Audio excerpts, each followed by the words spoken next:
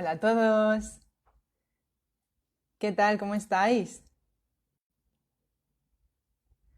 Hola, buenos días. ¿Qué tal? ¿Cómo lo lleváis? Vamos a esperarnos un poquito a que se acabe de conectar todo el mundo y empezaremos, que hoy vamos a vivir un día súper especial, ya veréis.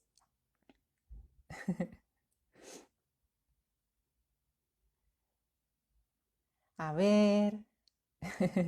Hola, hola a todos. Muy bien, pues vamos a empezar.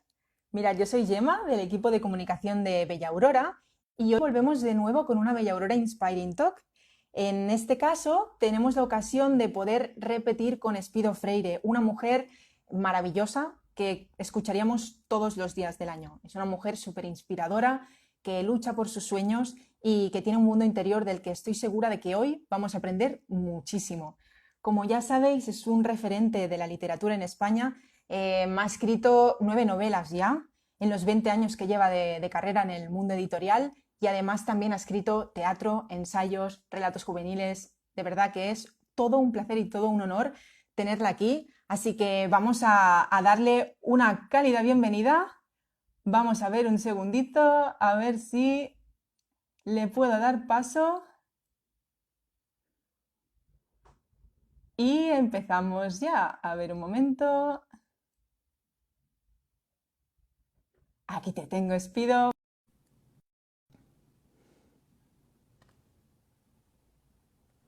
A ver, a ver. ¿Qué tal? Buenos días. Hola, buenos días. ¿Qué tal? ¿Cómo estás? Estoy viendo que esto está un poco nublado. No miréis, no miréis, cerrad un momento los ojos. Mejor ahora, ¿verdad? Sí, se ve estupendo. Muy bien. Un placer estar aquí de nuevo. El otro día no pudimos completar la charla por problemas de eco, que veo que hoy por Mm, suerte parecen solucionados. Y hemos vuelto, sí, Lady Macbeth y yo, a encontrarnos con vosotras pues en mi caso, con muchísimas ganas de continuar hablando y de no dejar ningún tema pendiente. sí, sí, la verdad es que es todo un placer poder estar aquí contigo porque teníamos muchísimas ganas de seguir hablando contigo. Toda la gente que está aquí también ya están poniendo comentarios. Despido, qué guay poder estar contigo de nuevo. Así que es todo un placer.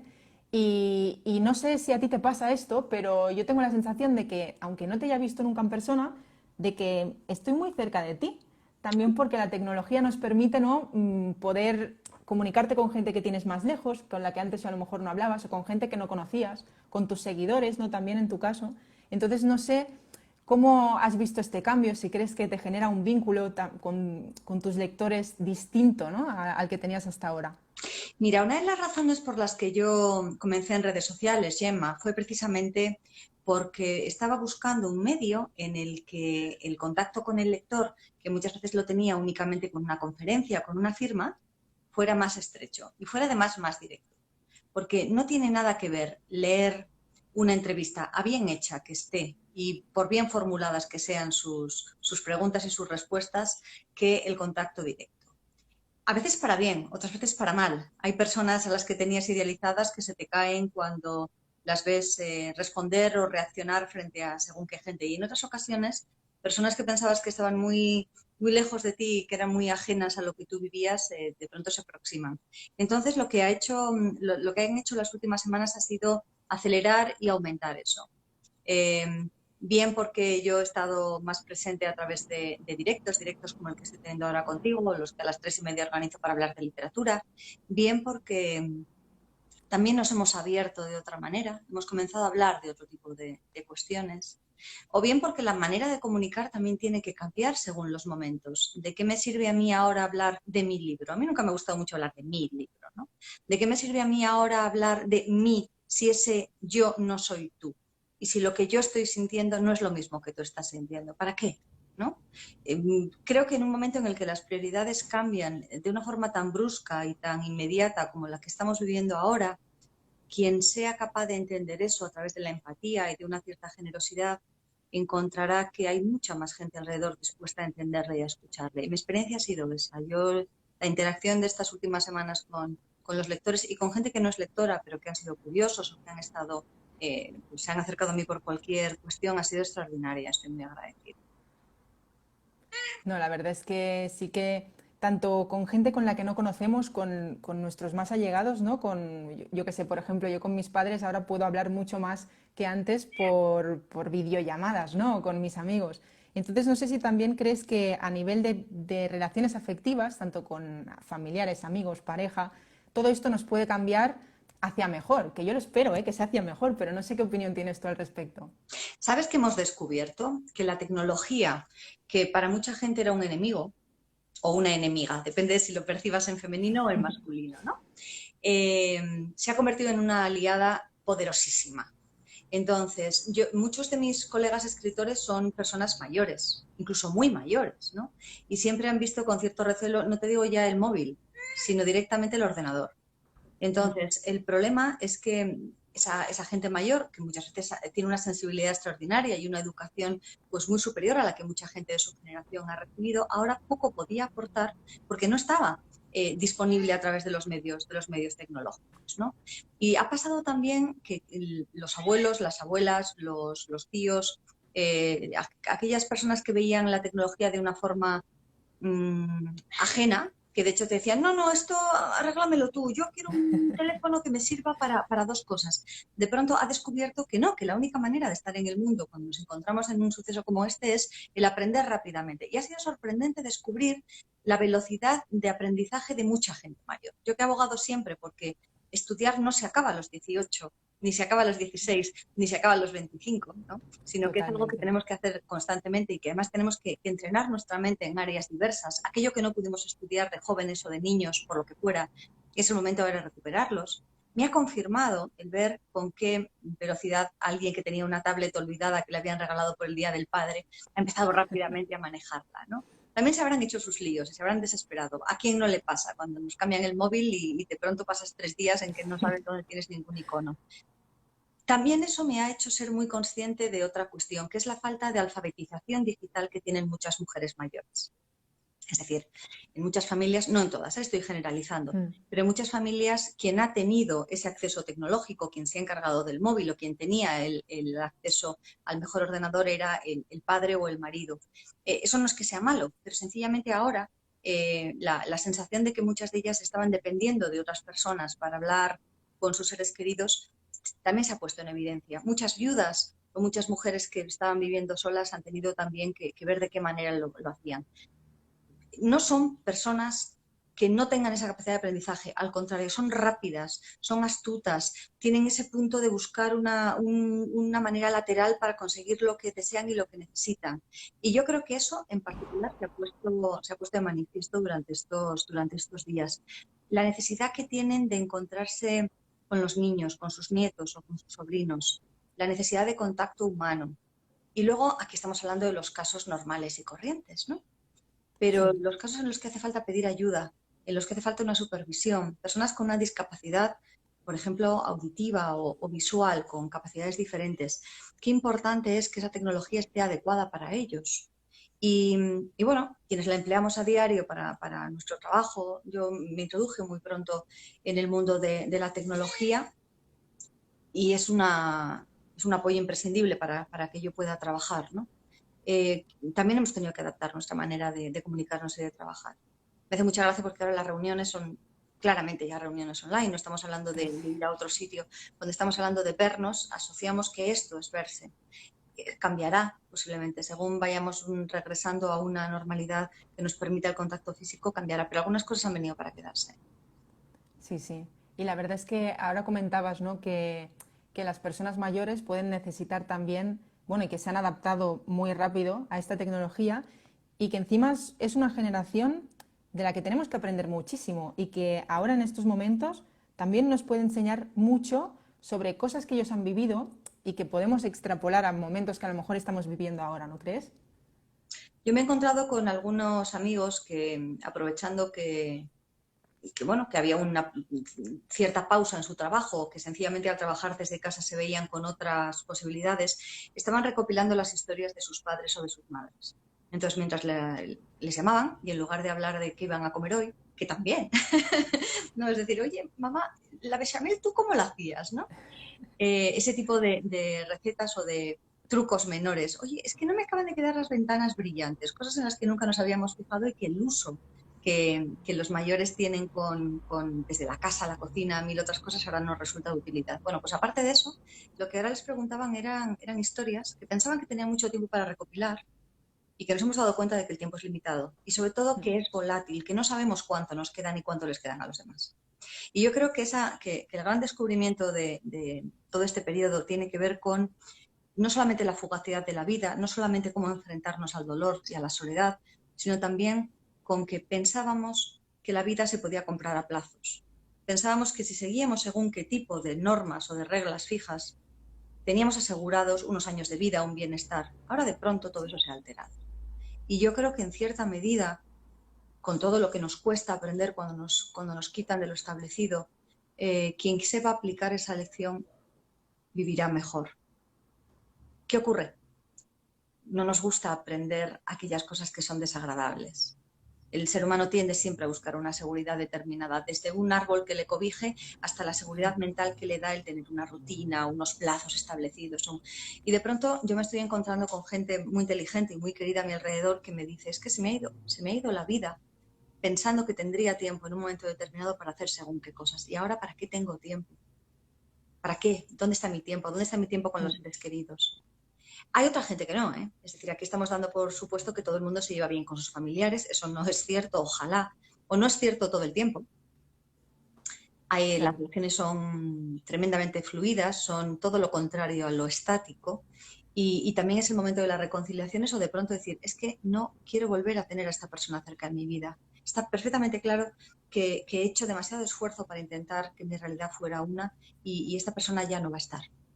Y aquí están las parejas, los amigos, los jefes, los compañeros de trabajo y, por supuesto, otro tipo de familias. Yo he trabajado mucho en ese tema. Escribí un libro titulado Los malos del cuento, que basándonos en los cuentos de hadas, en las relaciones de los cuentos de hadas, habla de cómo intentar enfrentarte a personalidades tóxicas, ¿no? A los malos del cuento. Es dificilísimo porque las relaciones son ambivalentes. A quien más quieres es con quien más roces tienes. A quien más odias, en el fondo, también está entremezclada la envidia o la competitividad o incluso un cariño malentendido. Hay familias cuya única manera de amar es herir, ¿no? O es exigir, o es hacer preferencias y entablar competiciones entre unos y otros. Entonces eso también en estos momentos es el momento de mirar alrededor y de descubrir si es lo que deseamos, si somos así o no, a dónde nos está conduciendo.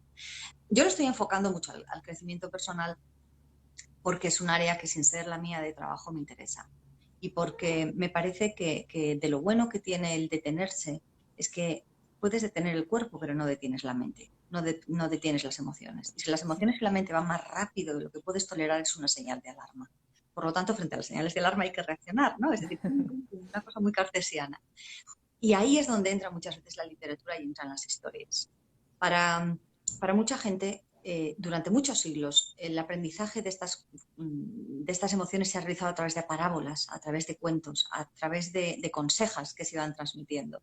Ahora los llamamos novelas o series o películas, pero la ficción también nos enseña cómo afrontar cuestiones individuales, muy privadas, muy cercanas. Totalmente. Encima tú también, bueno, nos habías comentado, ¿no? Otras veces que te centras mucho en el yo, en el individuo y en la persona para tratar temas más universales. Uh -huh. Entonces, ahora, por ejemplo, también que se acerca un Día de la Madre donde nos pilla un poco más nostálgicos, ¿no? También a muchos, porque no puedes ir a hacer un café o a comer con ella, ¿no? Que es lo que harías pues en una situación más normalizada. ¿Tú cómo crees, desde el punto de vista de escritora, ¿no? Hablando del yo del individuo, que el vínculo madre-hija o madre-hijo puede salir reforzado de esta situación? ¿Cómo crees nos unirá más todo esto? Nuevamente yo apelo al yo, es decir, la publicidad, la propaganda, la política habla del nosotros. Y muchas veces tenemos que integrarnos dentro de un grupo que opine o que consuma o que piense o que necesite lo que todos nosotros. En las relaciones personales eso no hay trucos, hay algunos, en algunos momentos. La relación que tiene un ser humano con sus padres, y en particular yo creo que con la madre, sobre todo en el entorno mediterráneo, ¿no? Es de una unicidad y es tan irrepetible que incluso los distintos hijos de la misma familia lo viven de una manera diferente. Hay una gran falacia que es que las madres educan a todos igual y quieren a todos igual, ¿no? Es decir, nos encantaría pensar que eso es verdad. Sin duda el amor se multiplica y no tiene por qué reducirse, pero es verdad que dentro de ese intento y dentro de esa, muchas veces el deseo genuino de querer a todos por igual, no todo el mundo se siente igual de querido. No todo el mundo necesita el mismo tipo de necesidad. Entonces, ahí sí que, nuevamente, el individualismo, entendido en el mejor de los sentidos, es muy importante. ¿Saldremos reforzados? Si lo deseamos, sí. Pero precisamente quienes más necesitan a veces un refuerzo es a quien más difícil les es expresar una emoción.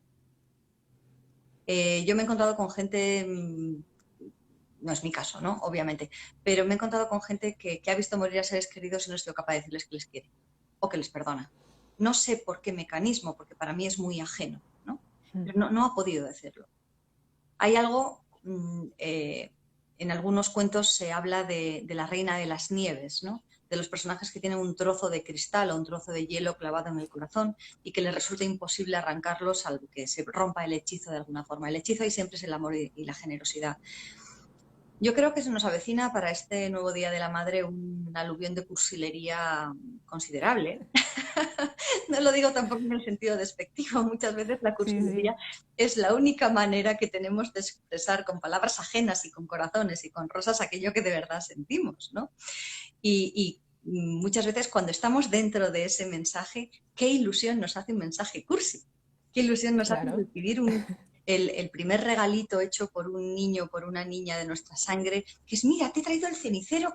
Y dices, oh, lo quiero marcar, hijo mío, serás el siguiente Picasso, el siguiente Miró, ¿no?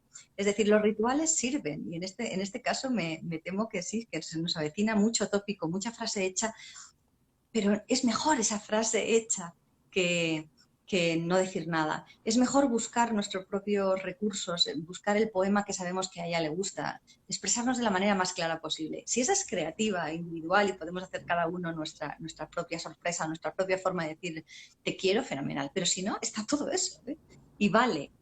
Y además, ¿con qué ilusión guardamos todas la primera rosa que nos regalaron o la postal o el anónimo de... Bueno, pues ese tipo de cosas que ahora cobran tanto valor, yo quiero también reivindicarlas. No es que sea yo muy dada a ellas, pero me parece que es un espacio tan tierno, tan bonito, tan interesante. Sí, más ahora también, ¿no? Que como nos podremos ver, a no ser que convivas pues con tu familia, ¿no? O con tus madres, que las ves a la distancia, al final las palabras se pueden convertir en la máxima expresión de los sentimientos. Tú como escritora, ¿no? Lo utilizas todos los días, pero a lo mejor hay gente que nunca ha pensado, siempre ha tirado por el abrazo directamente, ¿no? Y no en transmitir un mensaje con palabras. Entonces, a estas personas que a lo mejor se lanzan, ¿no? Para a lanzar un mensaje a su madre y a demostrarles el amor de una manera diferente.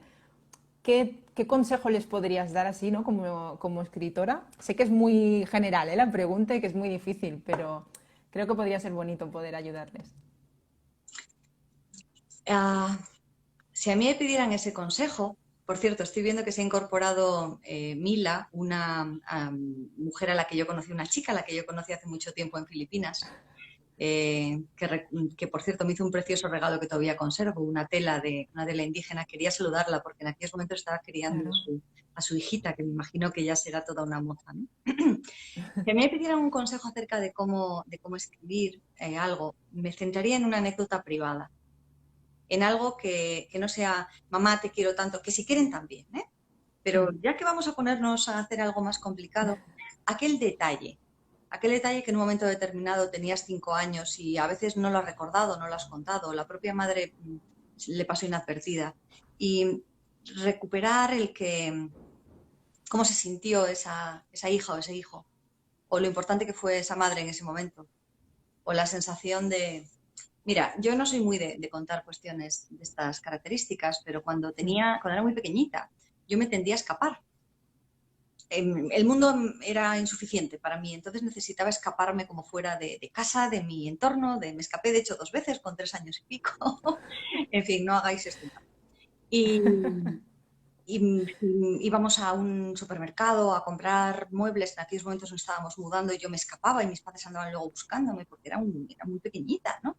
Y recuerdo una vez que tendría aproximadamente 5 años y lo recuerdo por el vestido que llevaba mi madre. ¿no?, de esa época, en que a la salida de misa me escapé y me marché. Y de pronto, cuando quise retroceder, esa salida de misa de los años 80, en que había tanta gente y tan grande, tenía 4 o 5 añitos, perdí a mi madre. Y por un momento fue el caos. Por un momento fue la sensación de que aquello ya no estaba, ya no era divertido, yo no estaba controlando lo que ocurría. Y empecé a ir hacia un lado y hacia otro, me desconcerté en medio de la gente y de pronto vi el vestido azul de mi madre. Era un vestido hecho con una tela de crepe que se había cosido ella. Ella era modista, ha sido modista durante muchos años, y de pronto la vi y la reconocí. Y ella me estaba buscando, estaba muy seria. En aquellos años ella era una mujer, bueno, pues que muchas veces yo la percibía como alguien a quien había que obedecer y muy seria. Y cuando la vi, se iluminó el cielo. O sea, fue esa sensación de volver a encontrar el eje, el centro de mi vida. Y alguna vez se lo he comentado, pero creo que no se lo he dicho exactamente así. O sea, lo hemos dicho con las travesuras de niña, que yo no, era una niña muy buena, mis únicas travesuras eran esas. Pero esa sensación que tuve al volverla a ver, al volverla a encontrar, si a mí ahora me dijeran cómo contarle algo bonito a una madre, buscaría un recuerdo similar y lo contaría. No importan las palabras, no importa que repitas o que tus frases no sean las más correctas del mundo, volver a rescatar ese momento y esa anécdota. Y estoy convencida de que se acuerde o no la madre, porque muchas veces para ti ha sido muy importante y tu madre estaba haciendo 1000 cosas más, ¿no? Sí, Pero el recuperar ese pasado común es irrepetible. Y yo creo que tiene total. mucho más valor que el decir Sí. sencillamente, eres la mejor mamá del mundo. Sí, ya sabemos, ¿no? Todas son las mejores del mundo. Sí, yo creo que, bueno, todas las personas que nos están viendo seguro que se han apuntado a este consejo para poder recuperar un recuerdo de la memoria, ¿no? Y al final confirmar que las madres y los padres en general nos ayudan, bueno, y nos definen como personas también. O sea, no sé en tu caso Mm. cómo tu madre o como tu padre también, pues han influenciado en ti y en quien has llegado a ser. Yo he dicho muchas veces que mi amor por la moda y por todo lo que tiene que ver con algo que en muchos escritores resulta extraño, ¿no?, y que yo siempre he puesto en primer lugar, viene de mi madre. Y por esto mismo que he dicho, yo me crié entre telas y entre patrones y viendo cómo ella, que tiene una enorme habilidad manual, convertía algo que era plano y que era bidimensional en algo que era espacial, ¿no? Y ella se empeñó en estudiar cuando muchas de las mujeres de su generación no podían o no querían hacerlo, tenían otro tipo de horizonte. Sus padres lo permitieron y se ganó la vida desde que era muy jovencita. Tenía además esa idea de independencia, ¿no?, de buscar su propio camino. Y además nos lo ha transmitido con mucha eficiencia, mi padre también, el que nunca dependiéramos de nadie y el que desarrolláramos al máximo nuestra capacidad. Y en cualquiera de esas, en su trabajo, ella aspiraba y ha aspirado siempre a ser la mejor, a que lo que hiciera no tuviera un pero. Y eso nos enseña, es decir, directamente lo aprendes, directamente ves que si el nivel de exigencia que ella tiene consigo misma es tan alto, luego dejó de coser para afuera, es únicamente cosía para nosotras, pero cuando era capaz de coser y descoser lo que hiciera falta para que quedara como tenía que quedar, eh, yo podía hacer lo mismo con las palabras, era algo mucho más sencillo. Podía hacer lo mismo con los estudios. La disciplina, el rigor, la honestidad a toda prueba, ¿no? Algo que he apreciado más con la edad y que en un principio no tenía yo tan presente, no estaba en mi naturaleza, la discreción. El hecho de en un momento determinado callar en lugar de hablar. A mí, como digo, eso ha sido algo que ha sido un aprendizaje adulto. No sé, hay muchísimas cosas. Como persona, por supuesto, no, me ha configurado pues como soy, incluso genéticamente, ¿no? Yo me parezco mucho a la familia de mi madre en carácter. Y a título, en cuanto a herencia profesional, fíjate que nos dedicamos a cosas totalmente diferentes. Pero la percepción estética que ella tiene, bueno, la capacidad que tiene para ese tipo de cuestiones, que me hubiera gustado heredarla mejor o heredarla más. Y Eso en, es algo que valoro mucho. Yo siempre pienso que yo hubiera podido ser, por ejemplo, de haber tenido otras oportunidades, una muy buena arquitecta o alguien que interviniera en un espacio de otra manera, porque veo cómo es capaz de traducir volúmenes, veo cómo es capaz de intuir según qué tipo de cosas. Es además una mujer muy inteligente, mucho más de la media, cosa que me hubiera gustado también heredar. Y por lo tanto, y no habla de pasión de hija, ¿eh? O sea, realmente son características que valoro y que aprecio en ella. Y bueno, y luego también pues he heredado el dar vueltas a la cabeza, cosa que tampoco, aunque no me lo hubiera legado, no pasaba nada, ¿no? Y el preocuparme un poco en exceso por todo lo que me rodea. Creo que ¿Y tú muchas veces es crees? posible desconectar una cosa con otra, ¿no? El perfeccionismo y el amor por el detalle, por al Sí. mismo tiempo el ser capaz de filtrar muchas cosas que no te hacen, vamos, que no te hacen falta y que te hacen daño. ¿Tú crees que también eh, todo esto, ¿no? que dices que has heredado de tu madre más a nivel emocional ha podido influir en la manera como escribes? Ahí nos saltamos una generación y me voy a la madre de mi madre. O sea, hay un consenso en toda la familia que es muy Sí. probable que a quien yo me parezca en muchos aspectos, no físicamente, físicamente me parezco más a la familia paterna, pero sea a mi abuela Dolores. De hecho, yo muchas veces a los premios me he presentado con su nombre y con sus apellidos. Y estábamos muy unidas, además, ella me reconocía mucho como una Mm. especie de mini Dolores y yo la adoraba. Y la capacidad que tenía para contar historias y para estirar las anécdotas y para convertir de 4 palabras un mundo y un universo y una atmósfera, eso sí que lo he heredado. De hecho, uno de mis libros, Nos espera la noche, tiene tiene prácticamente todo de las historias que ella me contó a mí y que por lo tanto yo he conservado a nivel familiar. Les he dado una vuelta, ¿no? Pero de otra forma. Y si ella tenía el don de la narrativa. Y eso sí que es cierto que hay gente que tiene más o menos facilidad. Luego, casi todo lo otro se puede desarrollar. Pero la capacidad de convertir aquello que has vivido en una historia es tan innata como quien es bueno en un deporte o como quien es bueno a la hora de Sí. captar la música, ¿no? Y los paseos con mi abuela, que fueron menos de los que yo deseara porque no vivíamos juntas, ella vivía en Galicia y yo en Euskadi, son de los... Yo además lo valoraba mucho, o sea, tenía una gran conciencia de que eran pocos y no sabía cuántos años durarían. Mm. Entonces los aproveché muchísimo y me sigo alimentando emocionalmente mucho de ello, ¿no? Al final son bonitos recuerdos que, bueno, la gente ahora estaba en los comentarios diciendo que se sentía súper identificada contigo, ¿no? Por las cosas que contabas.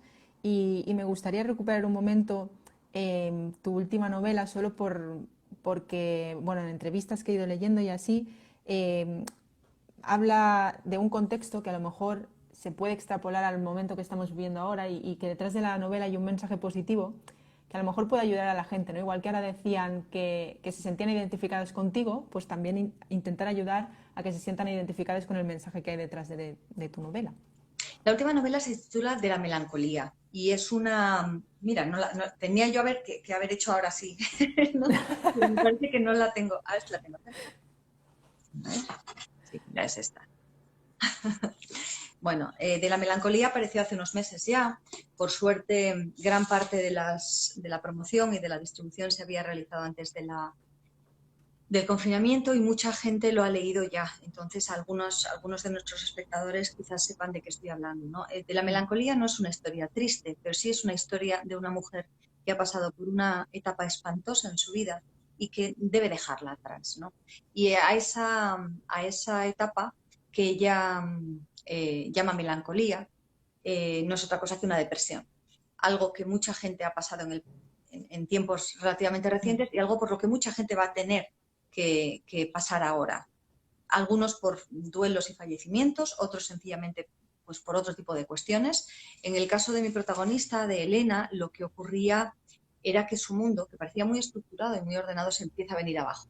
Con la muerte de los padres, con una separación y después con el tema económico y laboral que pasó con la crisis anterior y que ahora, por desgracia, parece que, bueno, pues que nos acecha. Esperemos tener mejores recursos y mejores capacidades, pero es así.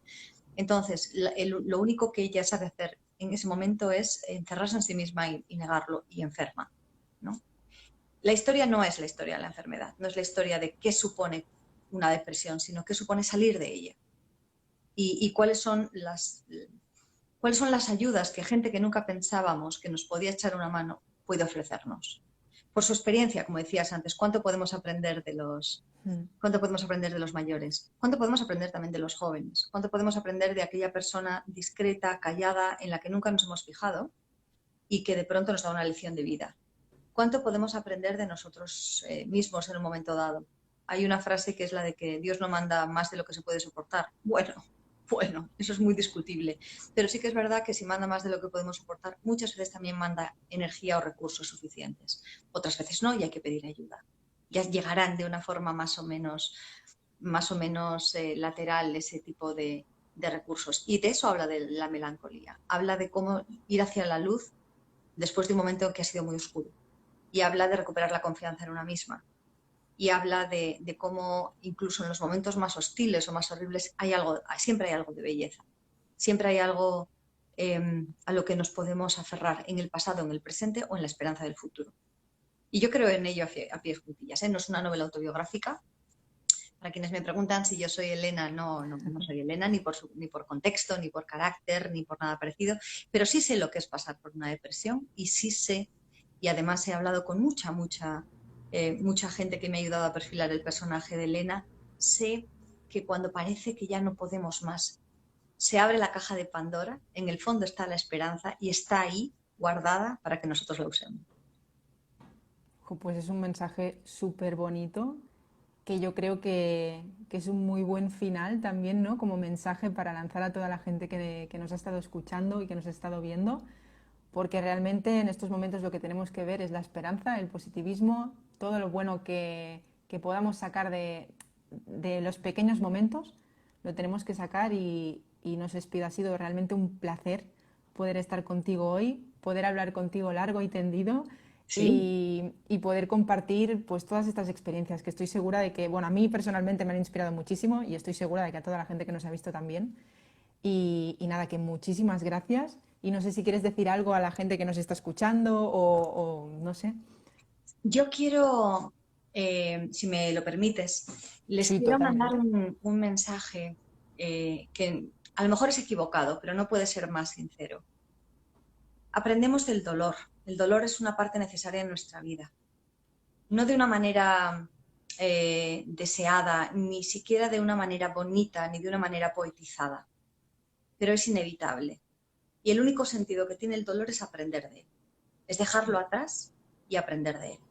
Entonces, quien no esté sufriendo, que se aferre a la esperanza. Y quien ahora está sufriendo, que vea que le está enseñando ese dolor y que lo deje atrás porque ya no se puede evitar. No podemos negar lo que hemos sentido, no podemos negar lo que hemos vivido, pero no tiene por qué quedarse ahí. No tiene por qué formar parte de nuestra vida para siempre. Y poca cosa más. Que tengan toda la fuerza posible, que tengan y que reúnan toda la esperanza y todo el ánimo posible y que los libros son buenos amigos, son callados, soportan todo. Y si además de los libros pueden unir una confidencia o el cariño con un ser humano cercano, el mundo cobra un sentido mucho mayor. Pues tienes toda la razón. Pues muchas gracias, les pido por estar aquí con nosotros. Siempre que quieras, ya sabes que nos tienes aquí para lo que necesites. Y nada, un beso muy grande, cuídate mucho Igualmente, y nos vemos a la próxima. Y a todos los que estáis en casa también, muchísimas gracias por seguirnos y por mandarnos los comentarios de apoyo que habéis ido mandando. De verdad ha sido un placer. Y nada, que nos vemos a la próxima. nos vemos en la próxima. Muchísimas gracias. Hasta luego. Un beso gigante. Adiós a todos. Adiós.